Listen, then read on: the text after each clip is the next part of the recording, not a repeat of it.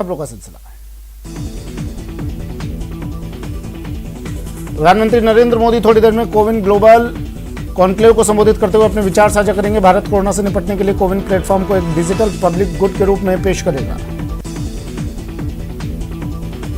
LJP के संस्थापक रामविलास पासवान को पीएम मोदी ने श्रद्धांजलि दी। ट्वीट कर रामविलास को याद किया और कहा उनकी कमी खल रही है।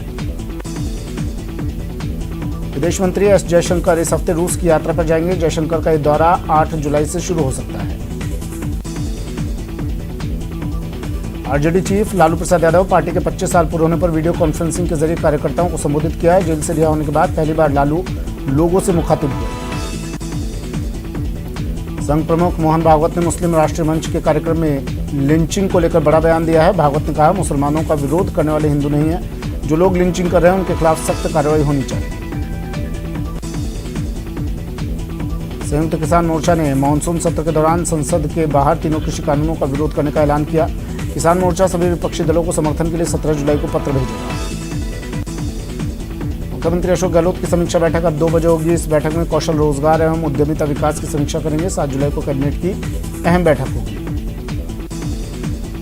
सीएम गहलोत ने जनहित से जुड़े 3 बड़े फैसले लिए हैं। सीएम ने इंदिरा महिला शक्ति केंद्रों के लिए बजट को मंजूरी दे दी है। 6 करोड़ 67 लाख के बजट को मंजूरी दी गई। प्रदेश प्रभारी अजय माकन कल जयपुर दौरे पर आ रहे हैं। इस दौरान वो केंद्र को घेरने के लिए रणनीति बनाएंगे और महंगाई के साथ कई मुद्दों पर 7 से 17 जुलाई तक कांग्रेस अभियान चलाएगी। आज से प्रदेश की अदालतों में नियमित सुनवाई होगी। करीब 81 दिन बाद वकील फिजिकल पैरवी कर सकेंगे। लॉकडाउन और समर वैकेशन को लेकर वीसी से सुनवाई हो रही है। प्रदेश की ट्रांसफर पॉलिसी अधर में है। मुख्यमंत्री के निर्देश के बावजूद भी 4 महीने बाद भी ट्रांसफर पॉलिसी जमीनी धरातल पर नहीं उतर पाई है। दौसा में पंडित नवल किशोर शर्मा की जयंती पर खादी बाग में पुष्पांजलि कार्यक्रम का आयोजन किया गया। कोविड-19 की गाइडलाइन को देखते हुए सर्वधर्म प्रार्थना सभा का आयोजन नहीं किया गया। पंडित नवल किशोर शर्मा की आज 97वीं पुण्यतिथि है। पीसीसी में भी पंडित नवल किशोर शर्मा की जयंती मनाई गई। पीसीसी चीफ गोविंद सिंह डोटासरा ने उन्हें पुष्प अर्पित कर श्रद्धांजलि दी। इस दौरान डोटासरा ने महंगाई और पेट्रोल डीजल के लगातार बढ़ रहे दामों पर केंद्र पर निशाना साधा। उन्होंने कहा कि आज कमर तोड़ महंगाई है, जनता परेशान है। यूपी में कोरोना के कम होते मामलों के बीच लोगों को और राहत देने का ऐलान। आज से मल्टीप्लेक्स, सिनेमा घर, जिम और स्टेडियम खोलने की मिली इजाजत। कोरोना काल में तमिलनाडु में डराने वाली तस्वीर सामने आई है। फिश फेस्टिवल के दौरान कोरोना नियमों की जमकर धज्जियां उड़ाई गई। तमिलनाडु में मछली पकड़ने की परंपरा दशकों पुरानी है। देश में कोरोना की रफ्तार धीमी पड़ती जा रही है। बीते 24 घंटे में 39,796 नए मामले सामने आए, जबकि 723 लोगों की मौत हुई है। वहीं देश में कोरोना के एक्टिव केस की संख्या में भी कमी आई है। देश में कोरोना के 4,82,071 एक्टिव केस हैं। वहीं पिछले 24 घंटों में 42,352 मरीज डिस्चार्ज हुए। भारत में कोरोना की तीसरी लहर अक्टूबर-नवंबर के बीच पीक पर पहुंच सकती है। ये चेतावनी सरकार के पैनल में शामिल साइंटिस्ट मनिंदर अग्रवाल ने दी है। वडोदरा में कोरोना की रफ्तार तेजी से कम हो रही है। बीते 24 घंटे में सिर्फ 71 नए केस मिले हैं। वहीं 4 लोगों ने जान गंवाई है। कोटा में कोरोना के डेल्टा वेरिएंट की एंट्री हो चुकी है, जिसके चलते जिले में 25 सैंपल्स में डेल्टा वेरिएंट की पुष्टि हुई है। दिल्ली में चिकित्सा मंत्री रघु शर्मा ने प्रदेश में वैक्सीन कमी पर केंद्र को घेरा। उन्होंने कहा कि वैक्सीन को लेकर केंद्र की नई नीति के बावजूद किल्लत हो रही है, जिससे कई वैक्सीन सेंटर बंद हो गए।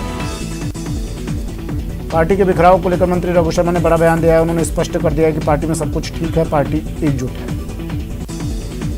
सादुल शहर विधायक कृष्णा पुनिया आज 1 दिवसीय दौरे पर जोधपुर पहुंचे, जहां उन्होंने बताया कि जोधपुर में भी विभिन्न कॉलेजों के जीर्णोद्धार और उनके सुधार को लेकर मुख्यमंत्री संवेदनशील हैं। यूडीएच मंत्री शांति धारीवाल 7 दिवसीय दौरे पर कोटा में हैं। आज उन्होंने कोटा में चल रहे विकास कार्यों के निरीक्षण की शुरुआत सुभाष लाइब्रेरी स्टेशन से की। इसके बाद government college Borkheda flyover, 80 feet railway underpass समेत कई विकास कार्यों का भी जायजा लेंगे। 1971 में पाकिस्तान पर भारतीय सेना के विजय पर स्वर्णिम विजय वर्ष समारोह मनाया जा रहा है। पीएम मोदी ने दिल्ली से 3 जुलाई को विजय मशाल दिल्ली से रवाना की थी, जो अब ये विजय मशाल जोधपुर पहुंच चुकी है। यूपी में गाजियाबाद कॉलोनी में बुजुर्ग पिटाई मामले में 11 आरोपियों के खिलाफ चार्जशीट दाखिल की गई है। 2 आरोपियों पर गैंगस्टर एक्ट के तहत कार्रवाई की गई। चोरी हुई गाड़ियों के आतंकी घटनाओं में इस्तेमाल की जांच के लिए दिल्ली पुलिस की टीम जम्मू कश्मीर जाएगी। बारामूला के रहने वाले शौकत की दिल्ली में गिरफ्तारी के बाद पर्दाफाश किया गया। चोरी की 100 से ज्यादा गाड़ियां जम्मू कश्मीर में लुटी। राजस्थान सरकार अब प्रदेश में आरटीडीसी के होटल्स, मोटेल्स और कैफेटेरिया को लीज पर देने की तैयारी कर रही है ताकि प्रदेश में पर्यटन के हालात को बेहतर किया जा सके। राजसमंद जिले में कोरोना वैक्सीन का स्टॉक खत्म हो गया है। अब राज्य सरकार से वैक्सीन मिलने के बाद ही फिर से टीकाकरण का कार्य शुरू हो पाएगा। श्रीगंगानगर में भी कोरोना वैक्सीन का स्टॉक खत्म होने के साथ ही कोरोना वैक्सीनेशन महाअभियान ठप पड़ गया है। उधर कोरोना वैक्सीन लगाने केंद्रों पर पहुंच रहे लोग वैक्सीनेशन सेंटर पर ताले लटके देख निराश होकर वापस लौटे।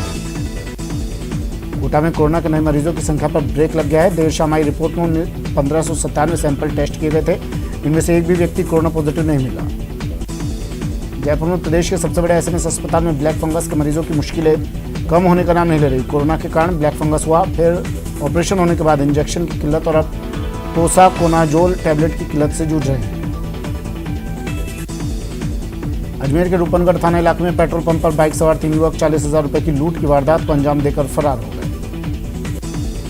दौसा में बुजुर्ग की हत्या से सनसनी फैल गई। यह हत्या समलेटी में हुई। इसके बाद गांव वालों ने गुस्से में हाईवे जाम कर दिया।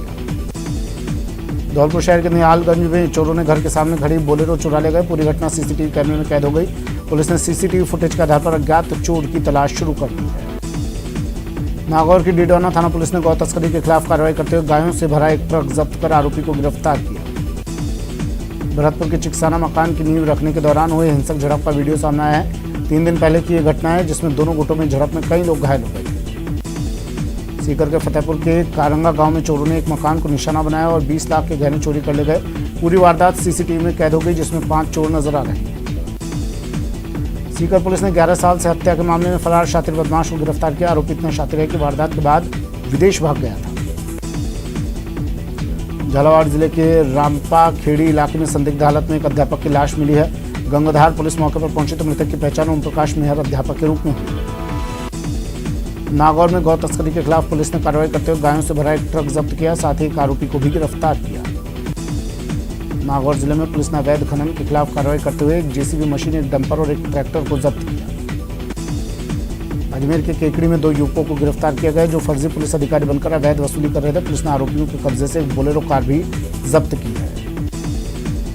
बीकानेर में पुरानी रंजिश के चलते रविवार देर रात एक युवक ने बाप बेटे पर तेजाब से हमला कर दिया जिससे दोनों बुरी तरह झुलस गए। करौली के टोडाभीम में गौरव पथ पुलिया पर देर रात एक युवक का शव मिलने से सनसनी फैल गई। सूचना पर पहुंची पुलिस ने मृतक के शव को टोडाभीम अस्पताल की मोर्चरी पहुंचाया।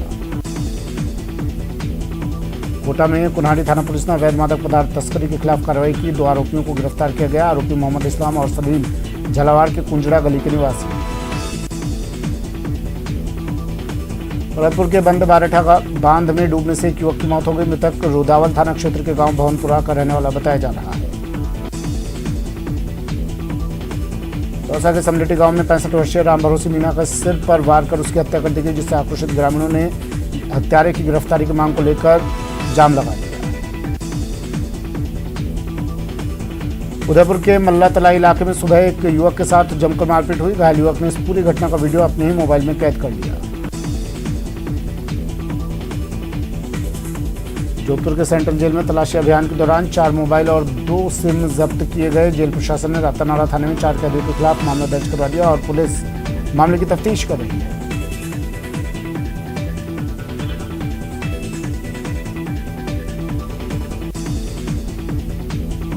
उदयपुर के पिंडवाड़ा हाईवे पर भीषण सड़क हादसा हुआ। 2 ट्रकों में जोरदार टक्कर के बाद ट्रक में आग लग गई जिसमें ट्रक ड्राइवर जिंदा जल गया। हादसे में 2 लोग जख्मी हो गए। नागौर में दर्दनाक सड़क हादसा हुआ। यहाँ एक ट्रेलर ने बाइक को बुरी तरह रौंद दिया जिससे बाइक सवार महिला और मासूम बच्चे की मौत हो गई। जोधपुर के डांगेवास थाना क्षेत्र में जोधपुर जयपुर हाईवे पर एक कंटेनर ट्रक और बोलेरो गाड़ी के बीच भीषण टक्कर हो गई। नागौर के मुंडवा रोल मार्ग पर एक पिकअप की चपेट में आने से बाइक सवार 2 लोगों की मौत हो गई। वहीं हादसे में टक्कर के बाद पिकअप भी पलट गई। कोटपुतली के रेनवाल थाना इलाके में जमीनी विवाद को लेकर एक ही परिवार के 2 गुटों में झगड़ा हो गया। भरतपुर के बयाना में 3 मंजिला इमारत से एक बच्ची पड़ोसी की छत पर गिर गई जिससे उसकी मौत हो गई।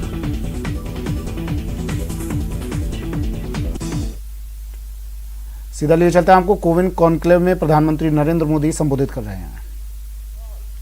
The software can can be customized to any country as per their local requirements. You will find out a lot more about the technical details in the conclave today. I'm sure you are keen to start, and I do not want to keep you waiting. So, let me conclude by extending my best wishes to all of you for a very productive discussion today, guided by the approach of one earth, one health. Humanity will certainly overcome this pandemic. Thank you. Thank you very much. तो प्रधानमंत्री नरेंद्र मोदी संबोधित कर रहे थे। ये सीधी तस्वीरें आपको दिखा रहे थे हम कॉन्क्लेव में, कोविन कॉन्क्लेव में पीएम का ये संबोधन। चलिए फिर से शुरू करते हैं सुपरफास्ट खबरों का सिलसिला। स्मार्ट सिटी अजमेर में आने वाले 15 दिन यातायात के नजरिए से काफी परेशानी और चुनौतीपूर्ण रहने वाले हैं। इसका कारण है आज से अगले 15 दिन के लिए शहर के सबसे व्यस्त पीआर मार्ग पर यातायात को पूरी तरह से बंद किया गया है।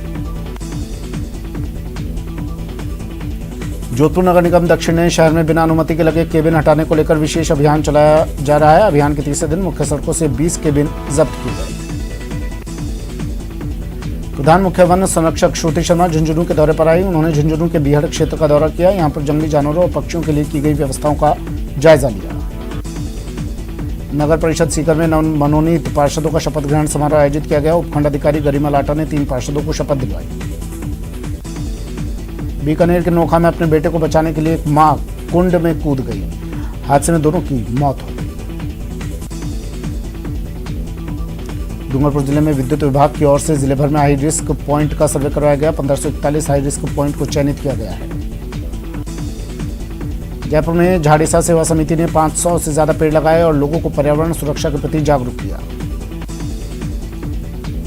भरतपुर के जनाना अस्पताल में अव्यवस्थाओं का आलम है। प्रसूताओं के परिजन अस्पताल में खुद कूलर लेकर आए और अपने नवजात बच्चे को गर्मी से राहत दिलाने के लिए व्यवस्था की गई। कोटपुतली के बस्ती में किसानों को मानसून का इंतजार है। यहाँ बारिश न होने से किसानों को खरीफ की फसल खराब होने की चिंता सताने लगी है। कोटा के इटावा कस्बे में एक ऊंट सड़क के गड्ढे में फंस गया। पहले राहगीरों ने ऊंट को निकालने की कोशिश की लेकिन नाकाम रहे। फिर ऊंट को नगरपालिका की टीम की मदद से उसे निकालने की कोशिश की। बारा के जन्मझिरी के जंगल में नीलगाय का सिर कटा मिला। गांव वाले आशंका जता रहे हैं जिसकी जानकारी वन विभाग को दी गई। पोखरण थाने में तैनात पुलिस कांस्टेबल प्रहलाद मीना ने ईमानदारी की बड़ी मिसाल पेश की। एक व्यक्ति का शहर में घूमते वक्त पर्स नीचे गिर गया था जिसमें काफी नकदी भी थी। कांस्टेबल ने पर्स वापस कर मालिक के सुपुर्द किया। उदयपुर के सेमारी तहसील में स्थित टोकर गांव के ग्रामीणों ने आज जिला कलेक्टर को ज्ञापन सौंपकर सरकारी जमीन से अतिक्रमण हटाने की मांग की। नेटवर्क की टीम फेडरल बैंक संजीवनी गाड़ी भारत के कोविड प्रभावित जिलों में जा रही है। वैक्सीन के लिए जागरूकता फैलाने की हमारी इस मुहिम को आप भी अपना सहयोग दीजिए। चलिए आपको दिखाते हैं संजीवनी गाड़ी अब तक कहां कहां गई और आज कहां है।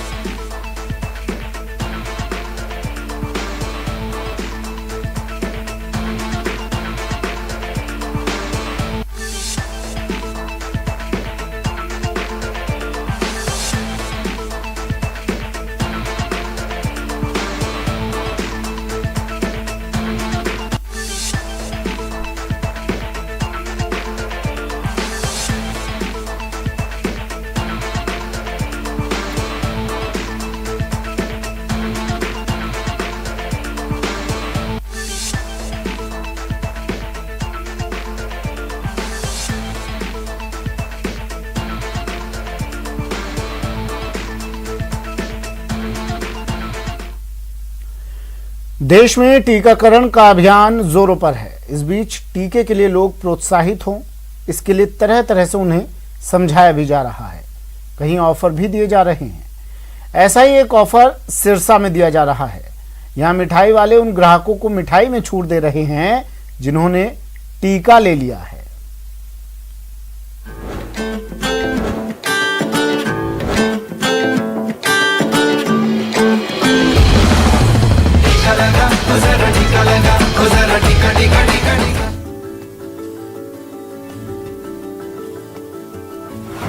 सिरसा में टीके का मिठाई कनेक्शन।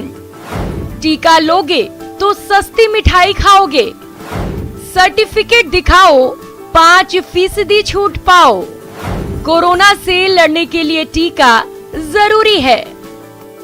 ये बात करीब करीब हर लोगों को समझ में आ गई है कि कोरोना का टीका बेहद जरूरी है, लेकिन जिन लोगों को फिर भी ये बात समझ नहीं आई है, उन्हें समझाने और प्रोत्साहित करने के लिए सिरसा में हलवाई यूनियन ने मिठाई में छूट की स्कीम लागू की है।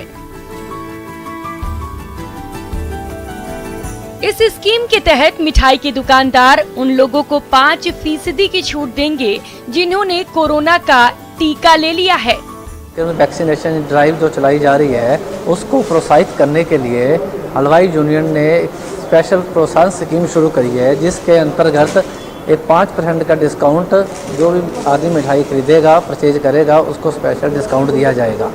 लेकिन मिठाई पर ये छूट लोगों को यूं ही नहीं मिलेगी। पहले लोगों को मिठाई के दुकान में कोरोना टीका लगाने का सर्टिफिकेट दिखाना होगा और तभी वो मिठाई पर छूट के हकदार होंगे। सर्टिफिकेट दिखाना पड़ेगा कि उसने वैक्सीनेशन करवा रखा है, किसी रूम में वो सर्टिफिकेट अपना दिखाए और 5% का डिस्काउंट पाए। सिरसा में मिठाई दुकानदारों की कोरोना टीका के लिए ये नई पहल है, जिससे लोगों में जागरूकता जरूर फैलेगी और इससे लोग टीका के लिए प्रोत्साहित होंगे। जो लोग पहले नहीं करवा रहे उनको भी एक प्रोत्साहन मिलेगा कि वो ज्यादा से ज्यादा वैक्सीनेशन हो। कोरोना काल में टीका संजीवनी है और इसी के जरिए कोरोना से रक्षा संभव है। ऐसे में हर योग्य लोगों को मौका मिलते ही टीका जरूर लेना चाहिए। Bureau report, news 18 network.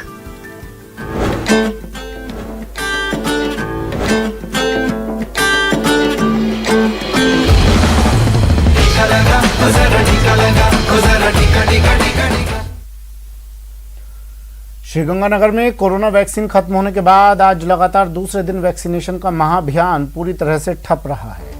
वहीं वैक्सीनेशन केंद्रों पर टीका लगवाने पहुंच रहे लोग सेंटर से बैरंग निराश होकर लौट रहे हैं। आज लगातार दूसरे दिन टीकाकरण नहीं होने से काफी लोग परेशान दिखाई दिए। ऐसे ही एक वैक्सीनेशन सेंटर का जायजा लिया श्रीगंगानगर संवाददाता अशोक शर्मा ने। प्रदेश के सीमावर्ती जिले में आज लगातार दूसरे दिन कोरोना वैक्सीनेशन का जो महाअभियान है वो पूरी तरह से ठप पड़ा है। काफी सारे लाभार्थी और जो कोरोना वैक्सीनेशन लगवाना चाह रहे हैं वो वैक्सीनेशन सेंटर्स पर पहुंच रहे हैं, लेकिन वैक्सीनेशन सेंटर पर जब पहुंचते हैं तो उन्हें पता चलता है कि corona vaccination out of stock होने की वजह से वैक्सीनेशन का जो महाअभियान था वो फिलहाल बंद कर दिया गया है। अभी इसी तरह हम श्रीगंगानगर के CMHO कार्यालय स्थित एक वैक्सीनेशन सेंटर पर मौजूद हैं।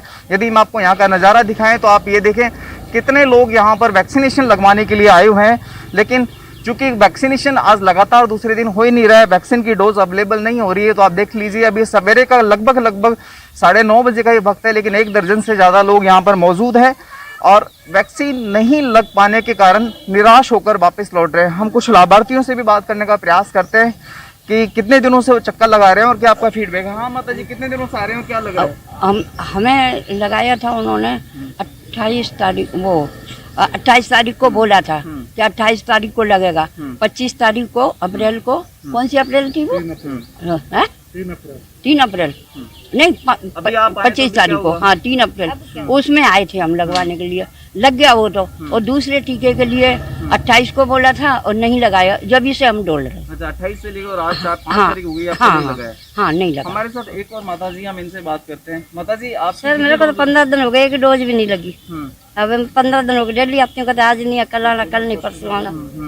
हमारे पास, मैं सरकारी कर्मचारी, मेरे पास डोज नहीं लगी कोई भी, हमारे को परेशान होते हैं। तो देखिए, 1 नहीं 2 नहीं, बच्चे, युवा, बुजुर्ग सभी इस तरह के यहाँ पर लोग मौजूद हैं जो वैक्सीनेशन नहीं लग पाने की वजह से परेशान हो रहे हैं। काफी सारे लोग ऐसे हैं जो बुजुर्ग हैं और काफी दूर से आ रहे हैं, कोई 4 किलोमीटर दूर से आ रहा है, कोई 3 किलोमीटर दूर से आ रहा है, लेकिन चूंकि वैक्सीन ही स्टॉक में नहीं है, इस वजह से कोरोना वैक्सीनेशन का जो महाअभियान है पूरी तरह से बंद हो गया है। जल्द से जल्द जिला चिकित्सा एवं स्वास्थ्य विभाग को, राज्य सरकार को इस मामले में उचित कदम उठाने चाहिए। वैक्सीनेशन की जो प्रक्रिया है बहुत आवश्यक है, क्योंकि वैश्विक महामारी कोरोना वायरस के संक्रमण से बचाव के लिए केवल एकमात्र यही उपाय है कि जब तक वैक्सीनेशन ना होगा तब तक बचाव संभव नहीं होगा।